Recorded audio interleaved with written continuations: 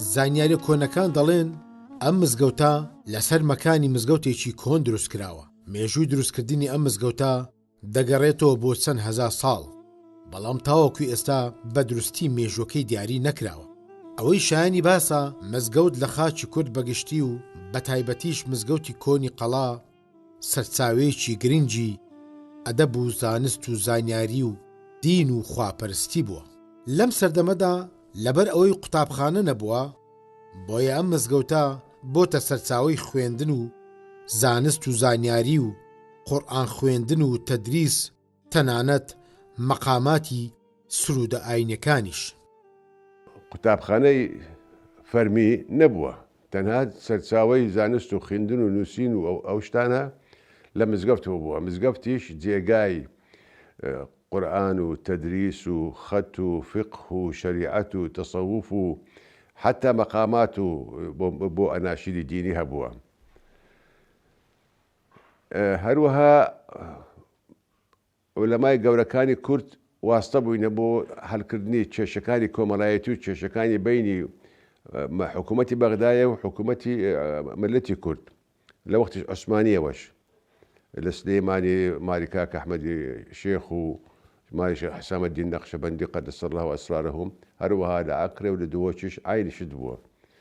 پێشی 150 ساڵ مەشاکلێک ڕوویدایە لای ڕەواندز زدی والی بەغدایە. شەڕ و شۆر زۆر بووە، هەتا قەتل و قتال نەبینێ. والی بەغدایە هاتە ئێرە، ناوی نەجیب پاشایە، هاتەکەم باپیری شەشەمی من هەتا واستە بکە ئەو فتنەیە بکوژێتەوە. فعلا ئەوانش بە قسەی مامۆستایان کردیە، فتنەکە کوژایتەوە، حقوقیان چێداینە. ئەوجا ئەو نەوەها لێرە گوتیتی چ بکەم لۆتان چتان دەوێ؟ وەڵامی هیچمان ناوێ، مزگەفتەکەی تعمیرکە و تەوسیعکە، مزگەفتەکەی گەورە کردیە.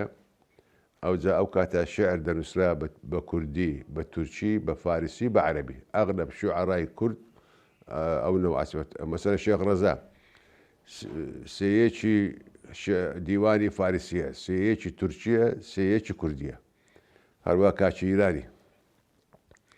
ئەوجا شاعرێک تاریخی دانایە ئەو تعمیرەی بە تورکیە. ئاخر بەیتی دەخینم دەرێ سوالێتم مؤرختن بۆ مەعبەد خانەنن ئەسڵن نەجیب پاشا مزەیەن ئەیلە دێبوو داری تەقوایی. ئەو عیبارەتی ئەخیرەی بینی قەوس دوو کەوان دابنێ حسێب کە بە حروفی ئەبجەدی دەر لە ساڵی 1261 کە ئەو تعمیرە کرا. حسێبی ئەبجەدی پێ دەرێن حسێبی حروفە. هەروەها ئێرە سەرچاوەی تەخەڕوجی قوتابیان بووە، بڵاو بووینەوە لە هەموو گوند و ناحیە و قەزاکانی هەرێمی کوردستان بۆ بڵاوکردنەوەی زانست. لە کوردستانیش هەموو ئەوە هەبووە، مەدرسە هەبووە، مەدرسەی فەقیهان، حوزرەی فەقیهان.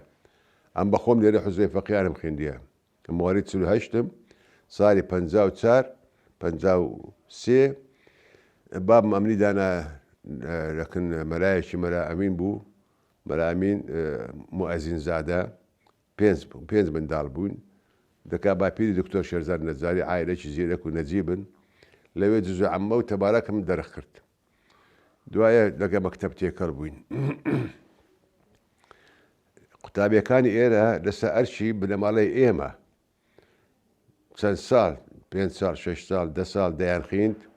خواردن و جلک و بەرگ و نووسن هەر لە مزگەفتێ بوو.